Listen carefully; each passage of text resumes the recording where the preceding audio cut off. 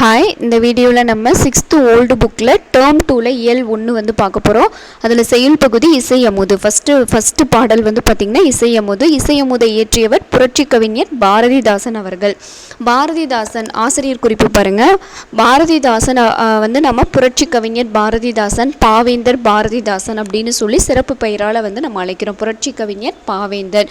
இவருடைய இயற்பெயர் வந்து சுப்புரத்தினம். இவர் பாரதியின் கவிதையின் மீது கொண்ட காதலால் தம்முடைய பெயரை பாரதிதாசன் என மாற்றிக்கொண்டார். பாரதியாரினுடைய கவிதைகளால் ஈர்க்கப்பட்டு தன்னுடைய இயற்பெயரான சுப்புரத்தினம் அப்படின்றத பாரதிதாசன் அப்படின்னு சொல்லி மாற்றிக்கிட்டாரு. பாண்டியன் பரிசு, அழகின் சிரிப்பு, குடும்ப விளக்கு முதலியன இவர் தம் கவிதை நூல்கள். வாழ்ந்த காலம் வந்து பார்த்திங்கன்னா 29/4/1891 21/4/1964 வரைக்கும். 1891 1964 வரைக்கும் வந்து பார்த்திங்கன்னா இவருடைய காலங்கள். இந்த ஆண்டு வந்து ரொம்ப முக்கியம். 1891 அதை அப்படியே திருப்பி போடுங்க. 1891 1/9/64 வரைக்கும் வாழ்ந்திருக்காரு. பாடல் பார்க்கலாம். மலையே மலையே வாவா, நல்ல வான புனலே வாவா, இவ்வையகத்து அமுதே வாவா. ஸோ இந்த மலையை பற்றின பாடல் அப்படின்னு சொல்லி ஞாபகம் வச்சுக்கோங்க. பாரதிதாசன் இதில் முக்கியமான 2 லைன் அப்படின்னு பார்த்தீங்கன்னா, இந்த கீழே இருக்கக்கூடிய தலையா வெப்பம் தலைக்கவும், மெய் தாங்கா வெப்பம் நீங்கவும். மெய் தாங்கா வெப்பம் அப்படின்னா மெய்ன்றது இந்த இடத்துல உடல் தாங்காத அந்த வெப்பம் வந்து நீங்கணும். மழையை வந்து வரவைக்கிறாங்க.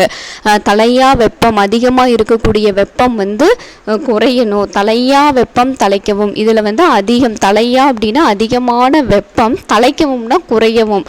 இந்த இடத்துல குறையவும், மெய் உடல் தாங்காத அந்த வெப்பம் வந்து நீங்கணும். உழுவார் எல்லாம் மலை போல் எருதை ஓட்டி பொன்னேர் பூட்டவும். இந்த பொன்னேர் பூட்டவும் இது வந்து கேட்டிருக்காங்க. உழுவார் எல்லாம் மலை போல் எருதை ஓட்டி பொன்னேர் பூட்டவும் அப்படின்றது. உழவர்கள் எல்லாரும் மழை வந்தால் என்ன பண்ணுவாங்க, போயிட்டு ஏர் ஓட்டுவாங்க. ஸோ அதை வந்து இங்கே சொல்கிறாரு, பொன்னேர் பூட்டவும் அப்படின்னு சொல்கிறாரு. இந்த 2 லைன் கொடுத்துட்டு கூட வந்து கொஷின்ஸில் கேட்கலாம். பாடல் வந்து பாருங்கள், இது ஈஸியாக தான் இருக்கும். தகரப்பந்தல் தனதனவென, தாளும் கூரை சலசலவென, நகரப் பெண்கள் செப்பு குடங்கள் நன்றெங்கும் கனகனவென, ஏரி குளங்கள் வழியும்படி, நாடு எங்கும் இன்பம் பொழியும்படி, பொடி வாரி தூவும் பூவும் காயும் மரமும் தலையும் நனைந்திடும்படி அப்படின்னு சொல்லிட்டு இந்த பாடல் இருக்குது. இதில் முக்கியமானது இந்த லாஸ்ட் 4 லைன்ஸ் தான். தலையா வெப்பம் தலைக்கவும், மெய் தாங்கா வெப்பம் நீங்கவும், உழுவாரெல்லாம் மலை போல் எருதை ஓட்டி பொன்னேர் பூட்டவும். பொருள் கூறுக. வானப்புனல், புனல்னா நீர், புனல் அப்படின்னாவே நீர். வானப்புனல் அப்படின்றது மழை நீர். வையத்தமுது அப்படின்றது உலகின் அமுதமாகிய மழை நீர். வையம்னா உலகம். தகரப்பந்தல், தகரத்தால் செய்யப்பட்ட அந்த மழை வந்து பந்தலில் விழுந்தது அப்படின்னா சடன்னு அந்த சத்தம் வருது பார்த்திங்களா, அதை தான் சொல்கிறாங்க. பொடி, இது ரொம்ப முக்கியம். பொடி அப்படின்றது மகரந்த பொடி. தலை அப்படின்றது செடி. தலையா வெப்பம் அப்படின்றது பெருகும் வெப்பம்.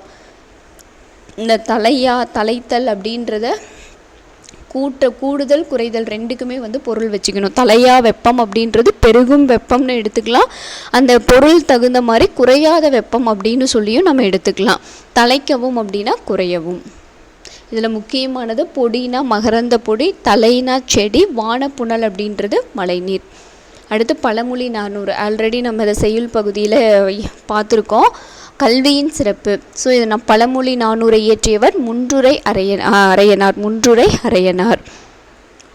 ஆசிரியர் குறிப்பு. பழமொழி 400 ஆசிரியர் முன்றுரை அரையனார். முன்றுரை அப்படின்றது ஊர் பெயர். நம்ம முன்னாடி பார்த்த மாதிரி நான்மணி கடிகையினுடைய ஆசிரியர் விளம்பி நாகனார். விளம்பி என்பது ஊர் பெயர், நாகனார் என்பதே அவருடைய பெயர். முன்றுரை அப்படின்றது ஊர் பெயர். அரையன் என்னும் சொல் அரசனை குறிக்கும். இதெல்லாம் அரையன் அப்படின்றது அரசனை குறிக்கும். இவர் முன்றுரை என்ற ஊரை ஆண்ட அரசனாக இருக்கலாம், அல்லது அரையன் என்பது புலவரின் குடிப்பெயராக இருக்கலாம். ஸோ அரையன் அப்படின்றது ஒன்று அரசனோட பெயராக இருக்கலாம், அப்படி இல்லைன்னா அவருடைய குடிப்பெயராக கூட இருக்கலாம். இந்த பழமொழி 400 பதினெண் கீழ்கணக்கு நூல்களுள் ஒன்று. 400 பாடல்களை கொண்டது. இந்நூலின் ஒவ்வொரு பாடலிலும் ஒரு பழமொழி இடம்பெற்றுள்ளது. ஸோ இந்த பழமொழி 400 அப்படின்னா ஒவ்வொரு பாடலில் இறுதியில் வந்து பார்த்திங்கன்னா ஒரு பழமொழியை வச்சு அதனுடைய பாட்டை வந்து நிறைவு பண்ணியிருக்காங்க. அதனால தான் இதுக்கு பழமொழி 400 அப்படின்ற பெயர் வந்தது. ஆற்றுணா வேண்டுவது இல்னா வீடு. இல் அப்படின்னா இல்லம், வீடு. ஆற்றுணா அப்படின்னா ஆறு கூட்டல் உணா, அதாவது போகும்போது வழிநடை உணவாக வந்து எடுத்துகிட்டு போகிறது வந்து தேவையில்லை. யாருக்கு அப்படின்னா கற்றவனுக்கு கட்டுச்சோறு வேண்டாம். அதாவது கல்வி கற்றவனுக்கு என்ன தேவையில்லை அப்படின்னா கட்டுச்சோறு வேண்டாம். அவன் வந்து சாப்பாடை கட்டிக்கிட்டு ஊராக எடுத்துகிட்டு போகணுன்னு அவசியம் இல்லை. கற்றவன் போகிறான் அப்படின்னா அவனுக்கு எல்லாருமே வந்து சாப்பாடு வந்து கொடுத்துருவாங்க அப்படின்றது தான் இந்த பழமொழியினுடைய பொருள். அதுக்கு தான் கற்றவனுக்கு கட்டுச்சோறு வேண்டாம். ஆற்றுணா வேண்டுவது இல். நிறைய டைம் இது வந்து கொஷினில் கேட்டிருக்காங்க. அந்த புது சிலபஸ்லாம் வரத்துக்கு முன்னாடி வந்து பார்த்தீங்கன்னா இந்த ஆற்றுணா வேண்டுவது இல் அப்படின்ற பழமொழி இடம்பெற்றுள்ள நூல் எது அப்படின்னு சொல்லி கேட்டிருக்காங்க. பழமொழி 400. பாடல் பாருங்க. ஆற்றவும் கற்றார் அறிவுடையார் அஃதுடையார் நாற்றிசையும் செல்லாத நாடில்லை அந்நாடு வேற்று நாடு ஆகா தமவேயாம் ஆயினால் ஆற்றுணா வேண்டுவது இல். ஆற்றவும் கற்றார் அறிவுடையார், அதாவது கற்க வேண்டிய நூல்களை வந்து நல்ல கற்றுக்கிட்டவங்களை நம்ம அறிவுடையவர்கள் அப்படின்னு சொல்கிறோம். அதாவது நிறைய கற்றுக்கிட்டாங்க, அறிவு மிக்கவர்கள் அப்படின்னு சொல்கிறோம். அஃதுடையர், அந்த அறிவு உடையவர்கள் நாற்றிசையும் செல்லாத நாடில்லை. அதாவது 4 திசைகள்லேயும் அவங்களுடைய புகழ் வந்து எப்படி இருக்கும் அப்படின்னா பரவி காணப்படும். எல்லா திசையிலையும் நாற்றிசை 4 திசைகளிலையும் அவங்களுடைய புகழானது பரவி இருக்கும். அந்நாடு வேற்று நாடு ஆகா, அது வந்து அவங்களுக்கு பிறருடைய நாடு கிடையாது, எல்லாமே அது அவங்களுடைய நாடுகள் மாதிரி தான். ஆயினால் ஆற்றுணா வேண்டுவதில், அப்படிப்பட்ட அவங்க எங்கு போனாலும் சாப்பாடு கட்டிக்கிட்டு போகணுன்னு அவசியம் இல்லை. கற்றவர்களுக்கு சென்ற இடமெல்லாம் சிறப்பு அப்படிங்கிற மாதிரி அவங்களுக்கு உணவானது கிடைக்கும். அதுதான் வந்து இந்த பாடலினுடைய பொருள். ஆற்றவும் கற்றார் அறிவுடையார் அஃதுடையார் நாற்றிசையும் செல்லாத நாடில்லை அந்நாடு வேற்று நாடு ஆகா தமவேயாம் ஆயினால் ஆற்றுணா வேண்டுவது இல். இல் அப்படின்றது இல்லம். கற்க வேண்டிய நூல்களை நிறைவாக கற்றவர் அறிவுடையர். அவருடைய புகழ் 4 திசைகளிலும் பரவும். அவருடைய புகழ் பரவாத நாடில்லை. அந்த நாடுகள் எல்லாம் வேற்று நாடுகள் கிடையாது, தம்முடைய நாடுகளே. எனவே அந்நாடுகளுக்கு செல்லும் போது வழிநடை உணவை அவர் எடுத்து செல்ல வேண்டிய தேவை இல்லை. பொருள் கூறுக பாருங்க. நாற்றிசை அப்படின்றது 4 கூட்டல் திசை. தமவேயாம் அப்படின்றது தம்முடைய நாடுகள். ஆற்றுணா, இதை பிரித்தெழுதுகளை கேட்கலாம். 6 கூட்டல் உணா, 6 அப்படின்றது இந்த இடத்துல வழி. ஸோ 6ன்றதுக்கு நிறைய பொருள் இருக்குது. ஆறு இருக்குது, ஓடக்கூடிய ஆடு இருக்குது, வழி இருக்குது. ஸோ இதுக்கு வந்து நிறைய பொருள் இருக்குது. இந்த இடத்துல ஆற்றுணா அப்படின்றது அந்த வழியில் போகக்கூடிய வழிநடை உணவாக எடுத்து செல்றதை தான் வந்து சொல்லியிருக்காங்க. 6னா வழி, உணா அப்படின்றது உணவு, வழிநடை உணவு. இதனை கட்டுச்சோறு என அக்காலத்தில் கூறுவர்.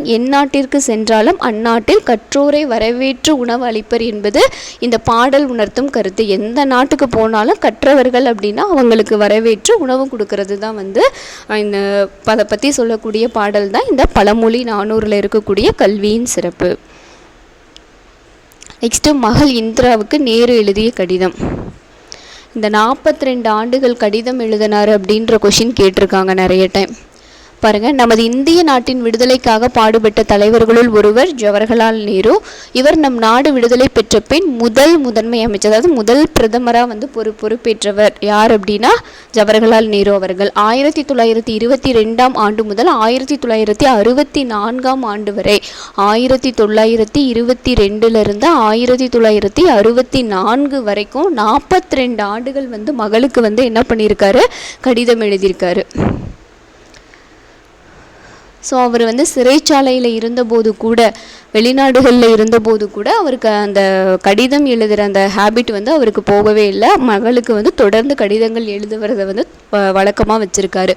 தாகூரின் விஸ்வபாரதி கல்லூரியில் இந்திரா காந்தி சேர்ந்தபோது அவர் எழுதிய கடிதம் இது. ஸோ ஒரு கடிதம் கொடுத்துருக்காங்க. விஸ்வபாரதி கல்லூரி மேற்கு வங்காளத்தில் சாந்தி நிகேதன் எனும் இடத்தில் உள்ளது. ஸோ ரொம்ப ரொம்ப முக்கியம். இந்திரா காந்தி அவர்கள் எங்கே படித்தாங்க அப்படின்ற கொஷின் வந்து ரொம்ப முக்கியம். தாகூர் ரவீந்திரநாத் தாகூர் அவருடைய விஸ்வபாரதி கல்லூரி, அந்த விஸ்வபாரதி கல்லூரி எங்கே இருக்குது மேற்கு வங்காளத்தில் சாந்தி நிகேதனில் இருக்குது. அங்கே தான் வந்து இந்திரா காந்தி அவர்கள் படித்தாங்க. இந்த சிறைச்சாலை எந்த சிறைச்சாலையிலிருந்து இந்த கடிதம் எழுதப்பட்டதுன்ற கொஷின் கேட்கலாம். அல்மோரா மாவட்ட சிறைச்சாலை 1935. கிருபாலினி அங்கிருந்து எழுதுகிறாரு, சிறைச்சாலையில் நான் நலமாக இருக்கிறேன், கிருபாலினியின் உதவியுடன் படிக்க வேண்டிய பாடங்களை நீ முடிவு செய்து விட்டாயா. ஸோ இதில் வந்து கிருபாலினி அதை ஞாபகம் வச்சுக்கோங்க. இது ஏதாவது கொஷின்ஸ் அதிலிருந்து கேட்குறதுக்கு வாய்ப்பு இருக்குது. அடுத்து கேம்பிரிட்ஜ் பல்கலைக்கழகம் வந்து பார்த்திங்கன்னா நேரு படித்தது, ஜவஹர்லால் நேரு அவர்கள் படித்த கல்லூரி கேம்பிரிட்ஜ் பல்கலைக்கழகம். அதே மாதிரி இந்திரா காந்தி படித்தது எங்கே அப்படின்னா தாகூரினுடைய விஸ்வபாரதி கல்லூரி. ரெண்டையும் மாற்றிடக்கூடாது. தாகூரின் விஸ்வபாரதி கல்லூரியில் இந்திரா காந்தி அவர்கள் படிக்கிறாங்க. நேரு படித்தது கேம்பிரிட்ஜ் பல்கலைக்கழகம். ஷேக்ஸ்பியர் மில்டன் முதலியோர் எவ்வளவு ஷேக்ஸ்பியர் மில்டன் பற்றிலாம் வந்து இதில் கொஞ்சம் சொல்லியிருக்காரு. பிளேட்டோவின் புத்தகங்கள் சுவையானவை, சிந்தனையை தூண்டுபவை. ஸோ பிளேட்டோவினுடைய புத்தகங்கள் எல்லாம் எப்படி இருக்கும், சிந்தனையை தூண்டக்கூடியதாக இருக்கும். பிளேட்டோவின் புத்தகங்கள் சிந்தனையை தூண்டுபவை, சுவையானவை. கிரேக்க நாடகங்கள் நம் ஆர்வத்தை தூண்டுபவை. கிரேக்க நாடகங்கள் எல்லாம் வந்து பார்த்திங்கன்னா நம்மளுடைய ஆர்வத்தை தூண்டுறதா இருக்கும். காளிதாசர் எழுதிய சாகுந்தலம் நாடகம், காளிதாசர் என்ன எழுதினாருன்னு கொஷினில் கேட்கலாம். காளிதாசர் எழுதியது சாகுந்தலம் அப்படின்ற ஒரு நாடக நூல். இதுதான் ரொம்ப முக்கியம். நம்ம ஆசிரியரும் நூலையும் படிச்சிருவோம், பட் அது எந்த மொழி, அது எந்த நாடகமாக உரைநடையா, அதை வந்து நம்ம மறந்துடுவோம். ஸோ அது சாகுந்தலம் அப்படின்ற நூல் வந்து பார்த்திங்கன்னா ஒரு நாடக நூல். டால்ஸ்டாய் எழுதிய போரும் அமைதியும் அப்படின்றது நாவல். போரும் அமைதியும் அப்படின்றது என்ன அப்படின்னா நாவல். இதை வந்து டால்ஸ்டாய் எழுதியிருக்காரு. உலகின் மிகச்சிறந்த நூல்களுள் இதுவும் ஒன்று. கொஷினில் வந்து நேரு உலகின் மிகச்சிறந்த நூல்களுள் ஒன்றாக எதனை குறிப்பிடுகிறார் அப்படின்னு கொஷினில் கேட்கலாம். டால்ஸ்டாய் எழுதிய போரும் அமைதியும் அப்படின்ற நாவல். அடுத்து பெர்னாட் ஷா எழுதிய பல நூல்கள் இருக்குது. அதில் வந்து பார்த்திங்கன்னா எனக்கு மிகவும் பிடித்தமானவர் பெர்ட்ராண்ட் ரசல். அவருடைய ஆங்கிலம் அருமையானது அப்படின்னு சொல்லி இங்கே நேரு சொல்லியிருக்காரு. நேரு தனக்கு மிகவும் பிடித்தவராக எந்த ஆசிரியரை சொல்கிறாரு அப்படின்னா பெர்ட்ராண்ட் ரசல் அப்படின்றவரை. அவருடைய ஆங்கிலம் வந்து அருமையானது. யாருடைய ஆங்கிலம் அருமையானது என நேரு குறிப்பிடுகிறார்? Bertrand Russell. கேம்பிரிட்ஜ் எங்கே இருக்குது? இங்கிலாந்தில் உள்ள பல்கலைக்கழகம். இங்கிலாந்தில் இருக்கக்கூடிய பல்கலைக்கழகம். இங்கே நேரு அவர்கள் படித்தாங்க. ஷேக்ஸ்பியர் யார் அப்படின்னா ஆங்கில நாடக ஆசிரியர். ஷேக்ஸ்பியர் ஆங்கில நாடக ஆசிரியர். மில்டன் வந்து கவிஞர். ஷேக்ஸ்பியரோட புக்கு உங்களுக்கு தெரியும்னு நினைக்கிறேன். ஸோ அவருடைய இது எல்லாமே வந்து நாடக வடிவிலான நூல்கள் தான், நாடக நூல்.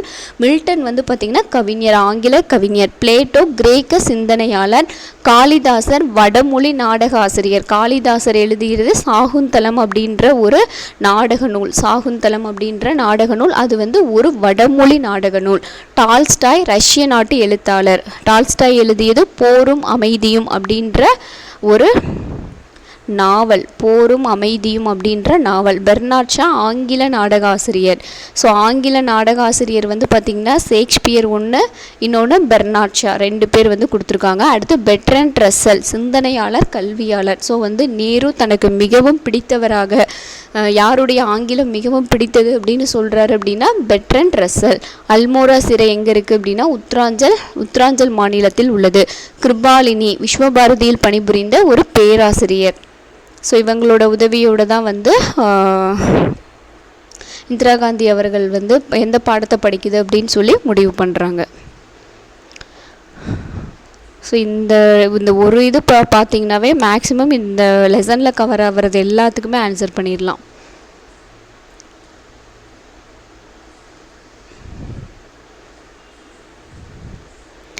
அடுத்து ஒரு சொல் பல பொருள். ஒரே ஒரு சொல். இப்போ ஆறுன்னு ஒன்று பார்த்தோம், பார்த்திங்கன்னா 6 பார்த்தோம். 6ன்றதுக்கு நிறைய பொருள் இருக்குது. ஒரு சொல் பல பொருள். இதில் பார்த்திங்கன்னா இந்த மலை அந்த பாடலில் தலை அப்படின்ற சொல் மரமும் தலையும் அப்படின்றது. தலை அப்படின்றது செடி கொடிகளை ஒன்று குறிக்கும். அடுத்து தலையா வெப்பம் தலைக்கவும். தலையா வெப்பம் அப்படின்ற தொடரில் கூடுதல் அதிகமாக இருக்கிறத வந்து தலையா வெப்பம், அதிகமாக இருக்கக்கூடிய வெப்பம் தலைக்கவும் அப்படின்னா குறையணும், அதிகமாக இருக்கக்கூடிய வெப்பம் குறையணும். அப்போ குறைதல் கூடுதல் அப்படின்னு சொல்லி 2 பொருட்களில் வந்து பொருள் தருது. அடுத்து ஆறு. ஆறுங்கிறது வந்து பார்த்திங்கன்னா ஒரு எண்ணு, இயற்கையாக ஓடக்கூடிய ஆறு. ஆறுன்றது வழி. ஆறு ஆற்றுதல்னு சொல்கிறோம், தனித்தல் அப்படின்ற பொருள்லையும் வந்து வரும். அடுத்து இரட்டை கிளவி அப்படின்னா என்ன? அடுக்கு தொடர். அந்த இரட்டை கிளவி அப்படின்னா ரெண்டையும் பிரித்தோம் அப்படின்னா பொருள் தராது. அதுதான் வந்து இரட்டை கிளவி. தன அப்படின்னு சொல்லி அடுக்கு மொழியாக வரும். அதுதான் வந்து பார்த்திங்கன்னா இரட்டை கிளவி. பிரித்தால் பொருள் தராது. அதுதான் வந்து இரட்டை கிளவி. இரட்டை என்றால் 2, கிளவி அப்படின்னா என்னன்னு கொஷினில் கேட்கலாம். கிளவி அப்படின்னாவே சொல் என்று பொருள்.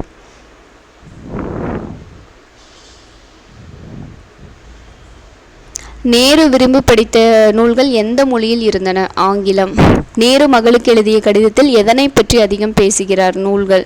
உலகின் மிகச்சிறந்த நாவல்களில் ஒன்று. மிகச்சிறந்த நாவலில் போரும் அமைதியும், டால்ஸ்டாய் எழுதிய போரும் அமைதியும் அப்படின்ற நூல் வந்து மிகச்சிறந்த நாவல் அப்படின்னு சொல்லி நேரு குறிப்பிடுறாரு. சாகுந்தலம் என்னும் நாடகத்தின் ஆசிரியர் காளிதாசர், வடமொழி நாடக ஆசிரியர். காளிதாசர் வடமொழி நாடக ஆசிரியர். இதில் உலகம்னா பாருங்கள், ஒரு சொல் குறித்த அந்த பல பொருளில் உலகம், ஞாலம் சொல்லலாம், பூ உலகம் சொல்லலாம். இதெல்லாம் வந்து பார்த்திங்கன்னா உலகம். மேகம், கொண்டல், முகில்னா மேகம். எலினி அப்படின்னா எழில் அப்படின்னா எலினியா எழிலான்னு தெரியல, ஒரே செகண்ட். எழிலி அப்படின்னா வந்து பார்த்திங்கன்னா மேகம். கொண்டல் அப்படின்னாலும் மேகம். மஞ்சு அப்படின்றது மேகம்.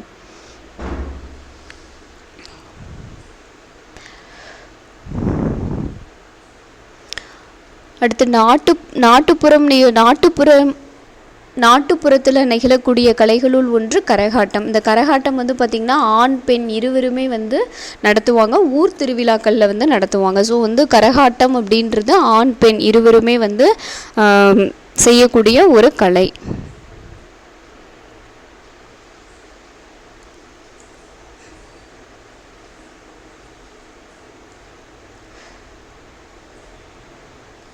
இதில் ஆன்சர் பாருங்கள். இது நமக்கு எதுக்காவது கொஷின்ஸ். பாரதிதாசன் பாரதியாரின் கவிதை மீது காதல் கொண்டார். ட்ரூ. பாவேந்தரினுடைய இயற்பெயர் சுப்புரத்தினம். ட்ரூ. கற்றவனுக்கு கட்டுச்சோறு வேண்டா. உண்மை. தாகூரின் விஸ்வபாரதி கல்லூரி தமிழ்நாட்டில் உள்ளது. இல்லை, மேற்கு வங்காளத்தில் இருக்குது. மேற்கு வங்காளம் சாந்தி நிகேதனில் இருக்குது. காளிதாசர் ஆங்கில நாடகாசிரியர். நோ, வடமொழி நாடகாசிரியர். ஊர் திருவிழாவில் விதவிதமான ஆட்டங்கள் நடைபெறும். ஊர் திருவிழாவில் கரகாட்டம் தான் வந்து நடைபெறும். தவறு. ஸோ இதெல்லாம் நம்ம படித்ததை வந்து டெஸ்ட் பண்ணிக்கிறதுக்காக நம்ம வந்து சொல்கிறது தான், வேறு ஒன்றும் இல்லை. ஓகே, இதோட இயல் 1 வந்து ஓவர். ஸோ நம்ம நெக்ஸ்ட் வீடியோவில் இயல் 2 வந்து பார்க்கலாம். தேங்க்யூ.